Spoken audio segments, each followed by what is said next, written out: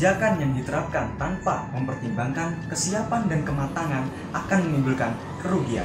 Assalamualaikum warahmatullahi wabarakatuh. Saya berada dalam posisi pro atau setuju bahwa Indonesia belum siap untuk new normal. Di Istana Negara pada tanggal 16 Mei 2020 lalu, Presiden Joko Widodo menyatakan bahwa kita harus bisa hidup aman dan produktif. Beliau menambahkan bahwa kita akan segera beralih ke tatanan kehidupan yang baru. Kemudian hal itu ditindaklanjuti dengan diterbitkannya Keputusan Menteri Kesehatan nomor HK-07-328-Menkes-2020 mengenai protokol new normal di tempat kerja.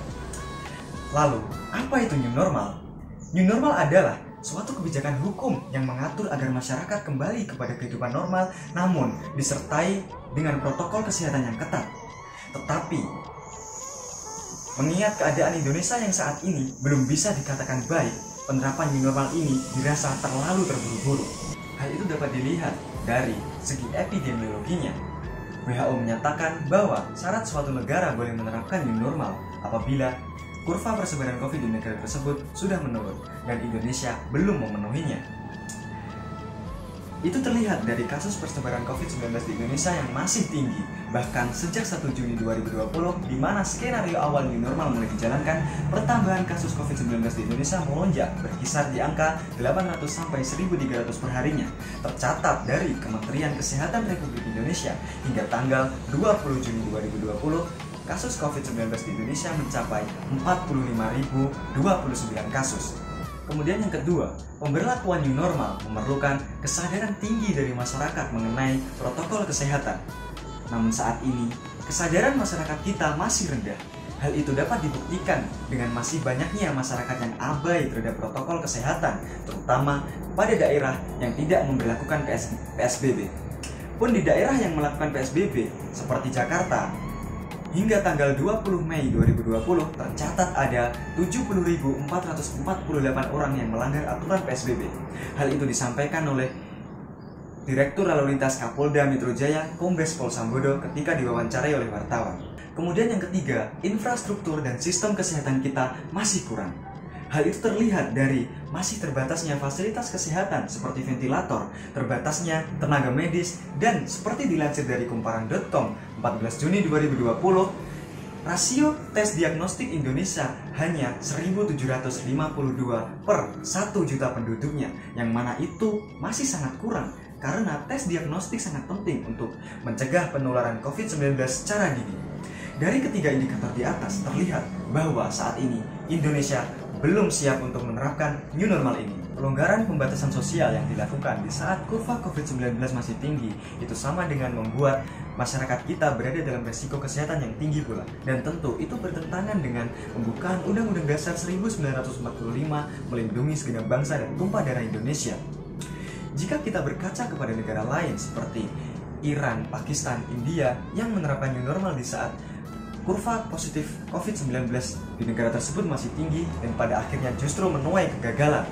Hal itu dikarenakan karena masih banyaknya masyarakat yang abai terhadap protokol kesehatan dan rendahnya tes diagnostik harian yang dilakukan negara tersebut, sehingga pada akhirnya membuat lonjakan kasus positif COVID-19 di negara tersebut menjadi semakin masif dan itu justru akan memperburuk segala sektor. Tentu kita tidak ingin berakhir sama seperti negara-negara tersebut, di mana menganggap new normal sebagai sebuah solusi, namun pada akhirnya justru memperburuk situasi. Kita mengamini bahwa dengan adanya new normal, maka beberapa sektor akan bisa diperbaiki. Tapi dalam perdebatan kita kali ini, ketidaksiapan Indonesia dalam new normal adalah dalam aspek kesehatan masyarakat. Maka sesuai asas Salus Populi Suprema Legesto, di mana keselamatan rakyat merupakan hukum tertinggi, alangkah baiknya saat ini pemerintah terfokus dulu untuk menyelesaikan masalah kesehatan dengan memberlakukan kembali PSBB dan memperketat segala aturan PSBB, dan setidaknya memberikan payung hukum untuk memberi sanksi kepada pelanggar aturan PSBB supaya masyarakat kita menjadi tertib dan terbiasa kepada protokol kesehatan yang ketat. Juga pemerintah harus segera meningkatkan infrastruktur kesehatan dan menambah rasio jumlah tes diagnostik hariannya supaya angka COVID-19 segera menurun dan kesehatan masyarakat kita terjaga. Sekian dari saya. New normal akhir-akhir ini menjadi perbincangan hangat di kalangan publik. dalam mosi debat kali ini, yaitu Indonesia belum siap new normal. Saya sebagai kontra, yang berarti saya setuju Indonesia siap new normal. Teman berpikir sekalian, pertama-tama, apakah new normal itu? Saya mendefinisikan new normal adalah kebiasaan-kebiasaan baru yang tidak kita lakukan dalam kebiasaan seperti biasanya. Kali ini kita hidup berdampingan dengan sebuah virus yang belum ditemukan vaksinnya. Demi berjalannya roda kehidupan negara, kita harus tetap berkegiatan-kegiatan produktif dengan mengikuti protokol kesehatan yang telah ditetapkan. Bisa disebut juga new normal adalah masa transisi menuju normal. Sebelumnya, tindakan pemerintah dalam menangani virus COVID-19 adalah dengan memberlakukan PSBB, yaitu pembatasan sosial berskala besar, dengan berdasarkan kepada peraturan pemerintah nomor 21 tahun 2020. Namun, PSBB dianggap kurang efektif untuk diberlakukan berkepanjangan. Teman berpikir sekalian, mengapa demikian? Alasan yang pertama adalah mengenai hak asasi manusia. Telah kita ketahui bersama, selama PSBB diberlakukan, hak kita tidak terpenuhi. Gerak kita dibatasi, kita tidak bebas dalam bergerak, bepergian, dan berpindah-pindah tempat. Begitupun dalam hak asasi ekonomi, kita tidak bisa bebas melakukan jual beli dan mendapatkan pekerjaan yang layak. Dilansir dari Kementerian Ketenagakerjaan Republik Indonesia, tanggal 12 Mei 2020, jumlah masyarakat yang terkena PHK mencapai 1,7 juta orang. Bagaimana rekan berpikir sekalian? Apakah PSBB efektif untuk diberlakukan berkelanjutan, sedangkan nasib masyarakat tidak terpenuhi? Dengan diberlakukannya new normal, seperti angin segar bagi masyarakat, karena toko-toko dan kantor mulai dibuka, memberikan peluang besar bagi masyarakat untuk mendapatkan pekerjaan mereka kembali.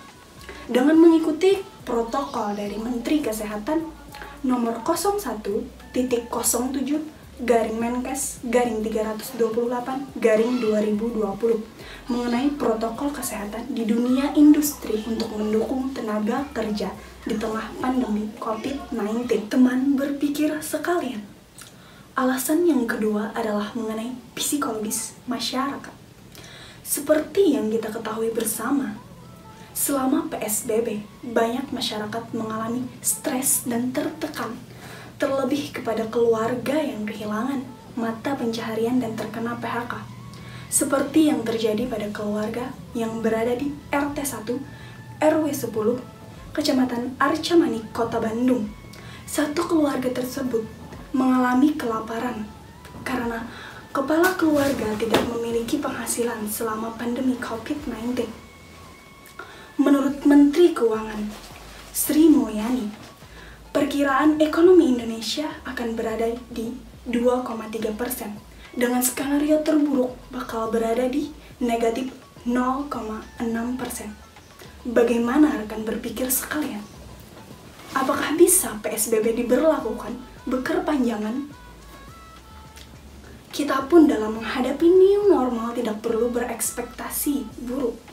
Menurut seorang psikolog, yaitu Analisa Widianingrum, dalam dunia psikolog terdapat sebuah filosofi, yaitu filosofi Stoicism. Visualizing the world case in detail that you preventing from you taking action so you can take action to overcome your paralysis.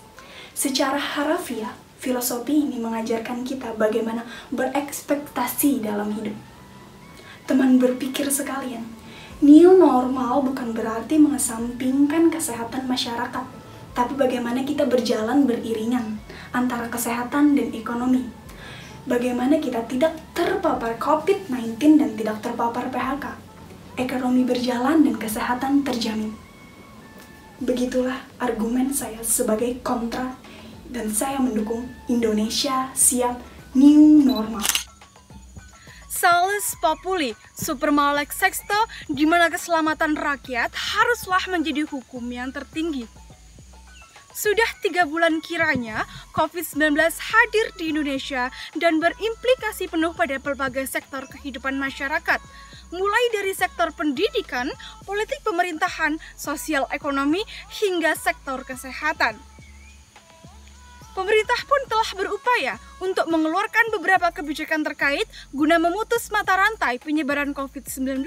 Di antaranya adalah kebijakan PSBB yang didasarkan pada Peraturan Pemerintah Nomor 21 Tahun 2020, kemudian pemberian bantuan kepada masyarakat terdampak, hingga yang teranyar adalah kebijakan New Normal yang didasarkan pada Keputusan Menteri Kesehatan Nomor HK.07-07-Menkes-328-2020. New Normal diambil sebagai langkah kebijakan hukum oleh pemerintah guna menyelamatkan perekonomian bangsa, sebab tidak mungkin apabila rakyat Indonesia harus terus-menerus berada di rumah, dan tidak mungkin pula apabila kegiatan ekonomi harus selalu terhenti tanpa kepastian.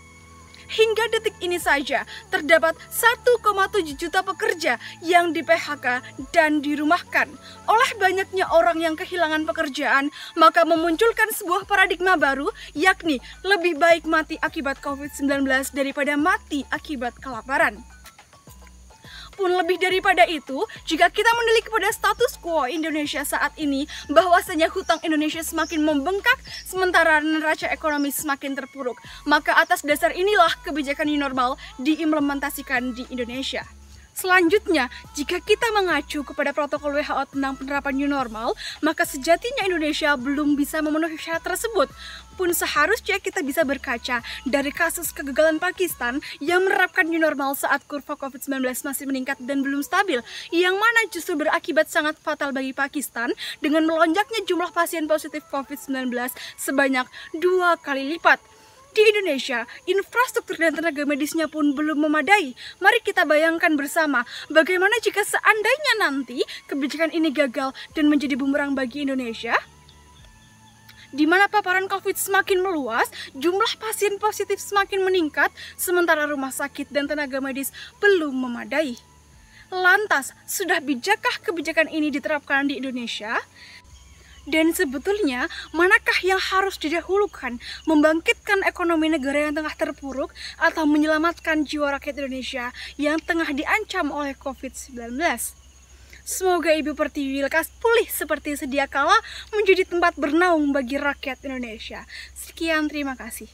Setiap gelap ada terang, setiap kesulitan ada kemudahan, setiap suka ada duka, setiap jatuh ada bangkit.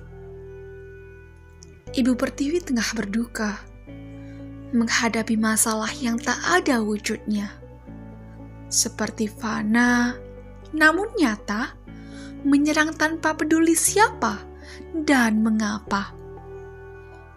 Ibu Pertiwi tengah berduka, tempat kita bernaung di kala terik, tempat kita bersandar di kala lemah, dan tempat kita mengadu di kala gundah.